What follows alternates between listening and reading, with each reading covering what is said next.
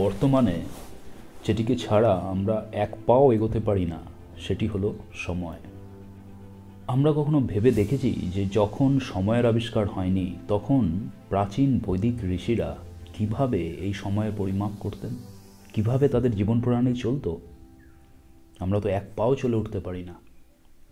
প্রাচীন বৈদিক ঋষিদের কাছে রাতের আকাশ ছিল একটি ঘড়ি, এবং রাতের আকাশের এই নক্ষত্রপুঞ্জি আর চন্দ্রমা, সূর্য, এদের যে নিজেদের মধ্যে পারস্পরিক সম্পর্ক এবং গতিবিধি, সমস্ত কিছুকে পরিমাপ করে তারা সময়কে নির্ধারণ করতেন। শুধু তাই নয়, তামাম অ্যাস্ট্রোনমিক্যাল ম্যাথামেটিক্স ডিপেন্ডস অন এই সমস্ত গ্রহ নক্ষত্রের গতি প্রকৃতি। 360 ডিগ্রির আবিষ্কার, পৃথিবী সূর্যের চারিদিকে ঘুরছে না সূর্য পৃথিবীর চারিদিকে ঘুরছে, চন্দ্র পৃথিবীকে প্রদক্ষিণ করছে, কীরকমভাবে প্রদক্ষিণ করছে, সার্কুলার নাকি না স্ট্রেট, পৃথিবী গোল নাকি না ফ্ল্যাট, এই সমস্ত কিছু কিন্তু নির্ধারিত হয়েছে শুধুমাত্র গ্রহ নক্ষত্রকে পর্যবেক্ষণ করে। আমরা ধীরে ধীরে এপিসোড ওয়াইজ জানব যে কিভাবে গ্রহ নক্ষত্রকে পর্যবেক্ষণ করে আমরা এই সমস্ত রহস্যের সমাধান করতে পারি। তো বৈদিক ঋষিরা দেখলেন রাতের মহাকাশে চন্দ্রমা প্রতিদিন একটি বিশেষ নক্ষত্রকে সাথে নিয়ে মহাকাশে ভ্রমণ করেন, এবং 30 দিন ব্যাপী প্রায় প্রতি রাতে একটি বা দুটি করে তিনি 27টি নক্ষত্রকে সাথে নিয়ে মহাকাশে ভ্রমণ করেন। ঠিক যেন এক প্রেমিক স্বামী তার স্ত্রীকে সাথে নিয়ে রাতের আকাশে এক রোম্যান্টিক পদচারণে বেরিয়েছেন, কিন্তু 30 দিনে 27টি আলাদা আলাদা নক্ষত্র। এই নিয়ে পুরাণাকারেরা গল্প লিখলেন। এই সত্যটাকে জিপ্ট করে ঢুকিয়ে দিলেন একটি পৌরাণিক কাহিনীতে। দক্ষের 27টি কন্যার সাথে চন্দ্রমার বিবাহ হয়েছে। অশ্বিনী, ভরণী, কৃত্তিকা, মৃগশিরা, এরকম 27টি আলাদা আলাদা নক্ষত্র। এখন এক অদ্ভুত ব্যাপার এনারা পর্যবেক্ষণ করলেন। কি সেটা?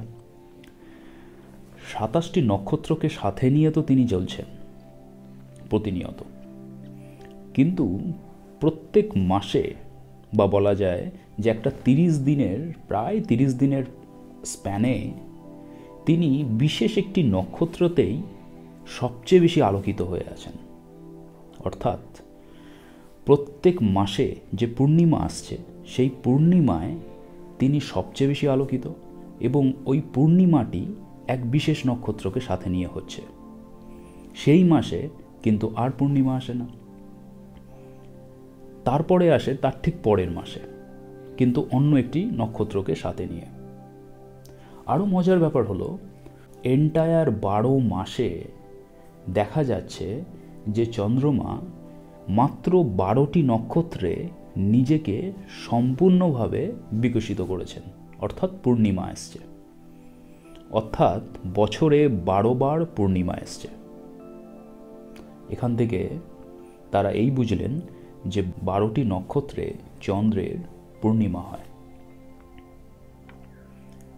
তেনারা সমগ্র বছরটিকে 12টি ভাগে ভেঙে দিলেন, কারণ তারপর থেকে আবার রিপিটেশন হয়, মানে চন্দ্র আবার সেই পুরনো নক্ষত্রগুলোকে সাথে নিয়ে আবার আসতে থাকে।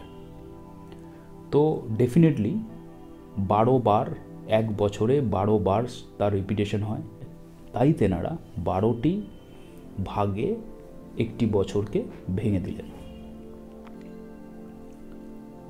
এবার মজার বিষয় হচ্ছে, একে আইডেন্টিফাই করার জন্য প্রথমে তেনারা করলেন এই নক্ষত্রগুলোর নাম ঠিক করে দিলেন যে কোন নক্ষত্রকে কি নামে ডাকা হবে, এবং প্রতি মাসে যেই নক্ষত্রে চন্দ্রমার পূর্ণিমা হচ্ছে সেই নক্ষত্র অনুসারে তেনারা মাসের নাম ঠিক করে দিলেন। 30 দিনের একটি মাস, এবং কোন মাস, কি মাস না, যেই নক্ষত্রে চন্দ্রমার পূর্ণিমা হয়েছে সেই নক্ষত্র অনুসারে মাসের নাম ঠিক হলো। যেরকম বৈশাখ মাসের পূর্ণিমাতে চন্দ্রকে দেখতে পাওয়া যায় বিশাখা নক্ষত্রে। ঠিক তার পরের মাসে চন্দ্রকে দেখতে পাওয়া যায় জ্যেষ্ঠা নক্ষত্রে, মাসের নাম জ্যৈষ্ঠ। বা ধরুন কার্তিক মাস, আশ্বিন মাস, আশ্বিনের পর আসে কার্তিক।